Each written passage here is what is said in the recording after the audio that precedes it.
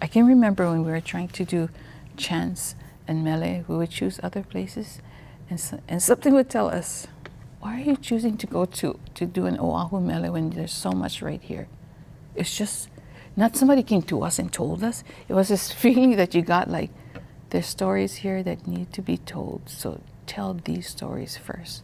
And that's how we began going in that direction, telling those Kohala stories, singing those Kohala mele. Nani Lim Yap, descended from the Ali'i of Kohala, keeps the traditions and stories of her ancestors alive through mele, chant, and hula. A member of the remarkable Lim musical family, Nani Lim Yap says she'll always call Kohala home, no matter how far her travels take her. Nani Lim Yap, next on Long Story Short. One-on-one, engaging conversations with some of Hawaii's most intriguing people. Long Story Short with Leslie Wilcox. Aloha mai kako, I'm Leslie Wilcox. Nanette Lim Yap, better known as Nani, was one of 6 children growing up in Pu'uhue in Kohala on the Big Island of Hawaii, where her father was a cowboy at Parker Ranch. In their isolated mountain community, playing Hawaiian music was the family's primary source of entertainment. The musically gifted family was discovered by the rest of the world when Nani's mother, the late Marianne Lim, was asked to play at the Mauna Kea Beach Hotel when it opened in 1965. Performances soon became a family affair, and the music group known as the Lim family became a well-known, much respected, and popular Hawaiian music group. Learning the songs at a young age came easily to Nani, she says, because it was not only through her parents that she learned Hawaiian language. My father worked for the Parker Ranch, and it was way out on a, they have these little stations and little housing for the workers, and some workers would have their families, whole families, so we were one of them, another family, just 2 other families other than us, and so we were raised out there. So very remote. Very remote, so remote that when we did move into town, streetlights bothered us. Well, when you say town, do you mean Kohala town? I mean Kohala town because it was so far. And the streetlights bothered you? Yes, all of us, and we'd be up at night like, because starlight was all we knew, you know. But we grew up at Pu'uhue, and very close. All of us were very close, me and my brothers and sisters. Your parents would take you on long rides, and you had a Rambler station wagon. They don't even make Ramblers anymore, not for many years. Nope. So that story is all of us in that car. Like when it was time to go holo holo, oh my gosh, we're gonna go someplace. And it was my father, he just loved to drive. My father, my mother, 1 child in the front, and all the rest of us just filling up the back seat. And we would go, we would have 1 ukulele. We fought over the ukulele, like who's going to play the next song. So if you make a mistake, you better pass that ukulele on. This is as you're driving along? As we're driving, yeah. So goes like this, goes like this. But if you were the longest, then you were the winner. So very competitive kids. From when we were young. And you know who won the ukulele, right? Who? Me. Always? That's why I'm the ukulele player. It's so interesting because none of you has had formal training in any of this. Nope. Nope. Not in music. You picked it up and figured it out and listened and learned? Yeah, my father taught us how to play all the basic keys. So if you try to give me a sharp or a what, and it's like, show me it. You show me it and you tell me it, then I'll get it. And do you read music? No. Even my brother, when we were growing up, I would take him to his piano lessons. So he'd be playing along, and then he'd finish and she'd say, all right, Elmer, now read the notes. Because he'd be playing by ear, by what he heard. Really? And Elmer is Sonny. Yeah. Was music always a part of your life? See, my father and his friends played, and my mom, and my father and my mother sang to us. That's what they did. Yeah. So my mom sang and my father played, and that's how we knew that they had that. And my mom had a hula background, and she was our first teacher. Were they singing in Hawaiian? And did you understand Hawaiian? This is how we understood Hawaiian, is my grandparents. My grandfather and my grandmother spoke fluently, and they were our babysitters. So when we were little, it was so easy to understand what they were talking to Ooh, us that's about. Manaleo style, isn't it? Exactly. It's the real thing. So understanding them, even being around them and hearing them talk, we knew exactly what they were talking, because from babies we knew that. And but however, my parents, my mom, them didn't follow through, because it was at that time when it wasn't good to speak the language. You were supposed to go Western Yeah. and succeed in that world. It's so sad. Just one generation away, you know, and we've lost so much. But however, if a song played, you knew exactly what the song was talking about, because it was just automatic. You just knew Hawaiian already. So you didn't just listen to the music, you could know what the songs were about. Easily. Even my mother was surprised. Like we would say, like we had this old radio, and you only could play it at certain times, like when my father was, because you didn't want to break the radio, because that was like your communication to the world. So it was like, okay. And then the songs would play and we'd be like, we know it. And so I'd tell my mom, I know exactly what this song is saying. She said, you do? I said, yeah. And I'd tell her what it is. She said, that's amazing that you would know that. I said, That's what it says. I said, yeah. And then I gesture things to her. I said, because I think this is what they're saying. She said, oh, so you have that hula, you have that hula sense already, yeah. So just by knowing what that was, making interpretive movements, and then her being our first teacher, that gave me it's not that gave me the know-how, but it's just automatic that everything came into play. So for you, it wasn't choreography and the movements of hula that came first, it was the story behind the music. Definitely. Story behind the music. You had your fascination with non-Hawaiian. You did Beatles and Elvis and Supremes, right? Everything. That was I love Supremes. I love all that kind of music. I loved it, and I would sing it too. We'd all sing it, and then we just realized that Hawaiian was where it's at, yeah. Because my parents, it was always around us, Hawaiian music. But one day there will be dancers who are saying, "I am from the Nani Lim Yap." That's who gave birth to me. Mm. Even though you're saying I didn't really do anything except pass it through. I'm hoping, and they know what my intention is for them, is that they continue. Any of the mele that I've taught them in their lifetime that they've been in Halau with me will remain the same. Nani Lim Yap of Kohala, Hawaii Island was 12 years old when she started performing with her family at the Mauna Kea Beach Hotel. Dancing hula or singing with her family, whether it was on a formal stage or at a baby luau, became a regular part of her life. Yet she didn't necessarily see herself growing up and becoming a professional musician or a kumu hula. After high school, you moved to Oahu to beauty school. Yeah, I came to beauty school. That's what I wanted to be. I wanted to be a beautician this year. So you didn't see being a musician or performer as a career then? No. Even though you'd actually made money for it already in your teens. Yes, but I don't know, I wanted to do hair. I wanted to do hair from when I was younger. If somebody was available during the afternoon on a Saturday or Sunday, they were sitting down in this chair, I was going to give them some kind of updo or something. That was what I thought. I knew that that's what I wanted to do.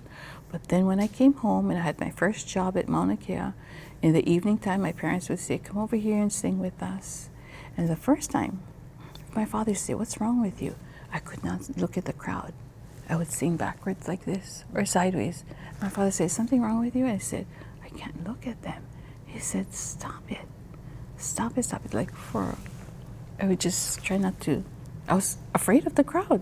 That's crazy. But you'd performed before. No, I performed before as a dancer, but not as a singer. I see. So it's like, okay, then I had to break that habit. And then the next habit was, my father would say, you guys gotta smile. You have to smile. And it's like, okay, smile. This is when I'm singing and I'm trying to, because I don't know, I didn't think I was like that great. So I'd like, be like, I don't know if they like it. I'm not sure if they're going to like it. And then after, you get your confidence up. And then the more I played, the more money I made standing up and playing than standing up all day to do hair. And my feet would be sore. So it was like, okay, that's just the easiest route to go, is play music. I know you were a kumu Hula with your elder sister, Lei, for many years. And now all three of you, Lorna, Lealoha, and you have your own halau. Separate, yeah. Which is fine. I think we still all have the same mindset. We were raised in that kind of environment, you know. Same mindset, but different visions? Yes. I guess our missions have changed, I think. You know, what is it that you really want to accomplish, yeah? For us, lineage is important, yeah? What are we passing on? What is the style that our kumu from Kohala taught us? Because that's it. Somebody say, is that your Kohala style? And I would say, I think so. What is Kohala style? See, everybody would ask me that, and I said, I'm not sure. But some others, if you were on the outside looking, they would say that's distinctly different from ka'u. Ka'u, and I thought, really? I never saw dances from ka'u. So you still can't quantify it? But people from all over see it as being different. That's a Kohala style. And I was like, But okay. but you can't point to any one thing about it. Nope. Because it translates to us as being something that we've always done. And so if you're wanting to perpetuate, I think, future-wise, now that, I think that's where Hula is now, at the lineage state, at a place of lineage, like what are you passing on, yeah? So my thought is, do you mix both styles together? Or do you carry this lineage through and make sure that they understand, your students now understand that you learned from this, and this is would be part of your ko'i or your... Are you allowed to combine your own mana with that, with someone else's? See, I think you have to honor them. If you took hula from them, I think you have to honor them and keep that as a separate entity that moves forward. When I look at hula, yeah, I look at just being a vessel. That hula moves through me, yeah. Comes from lineage, comes from kupuna, and then the lineages that come from Kohala before that. It's all of this that goes through this, yeah. I cannot claim that I own that. I cannot claim that it's actually from me. It comes from a place and it moves through me. It has to. And do you change it by virtue of its having moved through you? Oh, so a lot of the mele that we've learned from them, those mele still remain. Mele that, like, from research and all those movement, all those things that we've shared with you, and what we've choreographed now, same style. The style remains the same. That's how you continue that. Nani Lim Yap of Kohala, Hawaii Island, has made a successful career as a member of the Lim family, playing Hawaiian music with her brother Sonny and her sister Lorna at the Mauna Kea Beach Hotel and Maunalani Bay Hotel. She also has been successful as a kumu hula, entering halau into the Merry Monarch Festival that have been perennial winners. But even with all this success, surviving as a musician often means traveling outside the state. The way to make money and to support your family the best, I take it, is if you fly away. Yeah, no, yeah, because not that they want that music. They want that to dance that hula. Yeah. Well, what does it say that it's not valued that much in Hawaii, in our commerce centers? Waikiki, which used to adore the entertainment. Yeah, gotta bring that back. I'm not sure how. But Japan, who else loves? Japan loves hula. China now. China. Yeah. Sweden, Taiwan.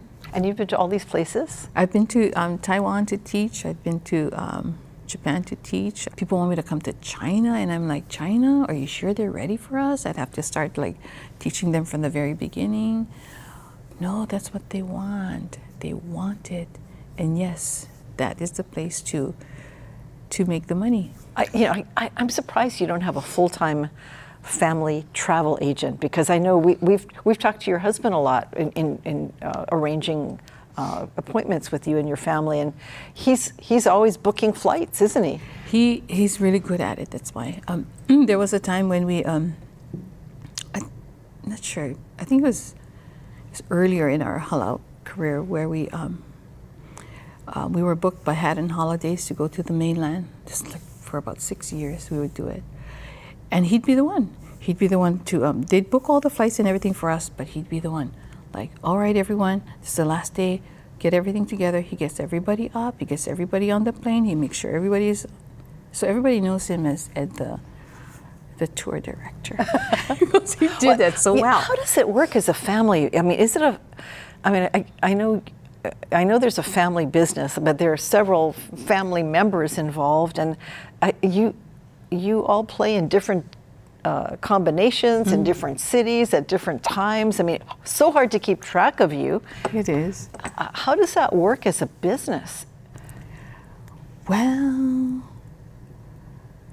there was a time, I think, when we stopped doing the job at Mauna Lani, that we all decided to do other things. So my brother's a soloist. He's still there as a soloist, which was good for him. Yeah, it's good for him because then he can be expressive to his own type of thing. And then we'd have the atrium job, which would be a combination of people. So Lorna would do that, and then my husband Ed would do that, and then my daughter Asia would help him do that. And Asia learned how to play bass from her father, so that's her instrument right now. So all the different combinations. If she can't go, then I would go down there and sing in that. So you can always find a family member who's very versatile to jump in. Best to do that. Yeah, best to do that is to keep your family together. Keep your family together. And then, of course, my brother had his own Hawaiian group too, with some of our local friends from Waimea and Kohala. They were so good. They played all the Eddie Kamai songs because that was what their group, they loved to do that. Yeah. And then now he plays with a lot of other people, which is fine as long as we're not playing. You know, the Lim family together. So, but it all seems to work out no matter what somebody, you know, you're hired to do all kinds of gigs, and it seems like you can kind of manage so many things at once because, I guess because you have so many people who can jump in last minute. Yes. For our regular jobs, yes, people could take over for us. But now that Mauna Lani just closed. Yeah, so that job we don't have anymore. For me, I'm kind of happy because it was from the beginning of time when it first opened. And they're open. They're doing renovations. Yeah, right? renovations. Yeah, it's going to be for a year and a half, I think, or almost 2 years, or something like that. Yeah. So that's one that we just have just the Mauna Kea show, and that's all taken care of. Which means you can all travel more. We can all travel more. So if Lorna goes away, then we have another MC that we bring in from Oahu to do that, and then. Yeah. So, and I've not gone back to that show for a while. Yeah. That is our show, though, but I've not gone there because they're good. And what do you do instead? I just hang out at home until somebody calls me to go to Japan. No, I just figure out when to go. Like at least every other month, I'm going to Japan. But if you met my students, they're like Hawaiians. There's so much aloha, and a lot of. A lot of aloha for the culture, yeah. You've been with them a long time? A long time. They've been my students. Why do you think Japan has embraced hula so closely? Oh, I think at first it was what they saw is what they liked, yeah. And then, gosh, I'm not sure. I just think they just love everything about our hula.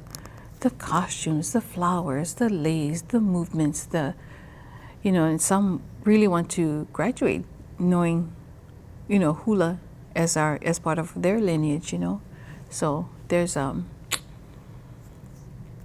think they're just moved by it. And their own, Japan is very proud of its own lineage. They're very much into the past as well. So to be so interested in another culture's past and to practice it. Yeah, that, and then when we go over there, they want us to go to their temples. Go to our temple and could you do a blessing? What are you saying? What is a blessing? Maybe Oli? I said, oh, okay. And then maybe do a dance. Now, when it comes to that kind of thought, like in their temples, yeah, they're wanting us to do their kind of culture, I have to stop and sit back and think about it. What is my purpose? What am I going to leave or change in that space that is going to make a difference? Why are you wanting me to do this? Yeah, so everything would have purpose and intention. Have you ever thought of staying there for an extended period? I thought about it. I thought about living there. And then I thought, no, that's not, I wouldn't like it. And here's the thing, is that if you live there, people will get your place, they'll rent it, they'll make sure it's there, they'll get you places to go and make a studio. It's amazing how much kokua you can get from Japanese They'll take care of you because of what you do. Who want to be able to learn hula. Like, it's almost amazing. And I said, no, I don't think so. Yeah, so much hunger for it. Yeah, it's amazing. I see in your career you've done very natural things. I mean, you've learned to research, and I mean, everything seems like, okay, that's a good opportunity. I'll take it. I'll move into that. But going to Japan doesn't seem like a natural. But it is in terms of how the world has become, because Hawaii doesn't put that kind of premium on the hula. That's true. I was 35 years old, I think. It was my first time to Japan. And oh my God, we loved it. My mother went too. It was the first time snow fell on the ground. My mother ran outside and she said, oh my God, it's snow. And we're like, it's so cold. My mother's still out there taking pictures of her in the snow. But we're just not used to do those kinds of things, yeah. But that was our first time we ever went. It was way up in Fukushima. And we went for 3 weeks, 4 weeks.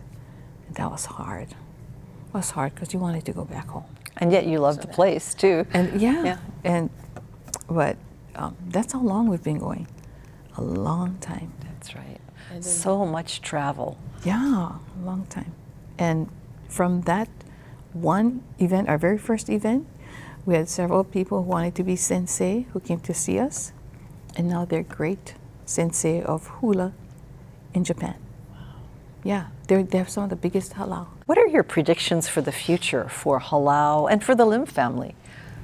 Lim family, we have another generation of musicians and dancers.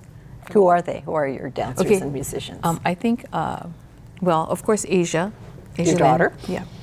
Your son? And Manaola, of course. Nani Lim Yap's son, Manaola Yap, is a widely known fashion designer.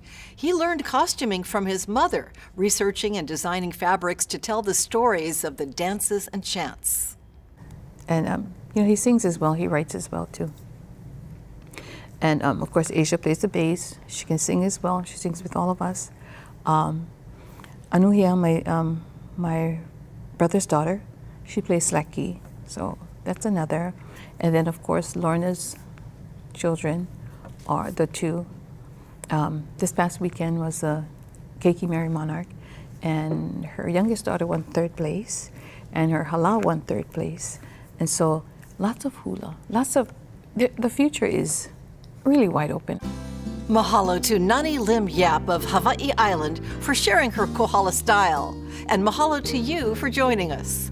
For PBS Hawaii and Long Story Short, I'm Leslie Wilcox. Aloha nui. For audio and written transcripts of all episodes of Long Story Short with Leslie Wilcox, visit pbshawaii.org.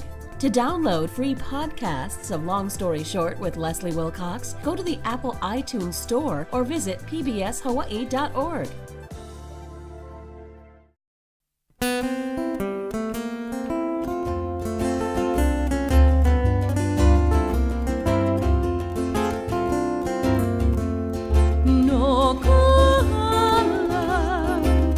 Kamakanya paapa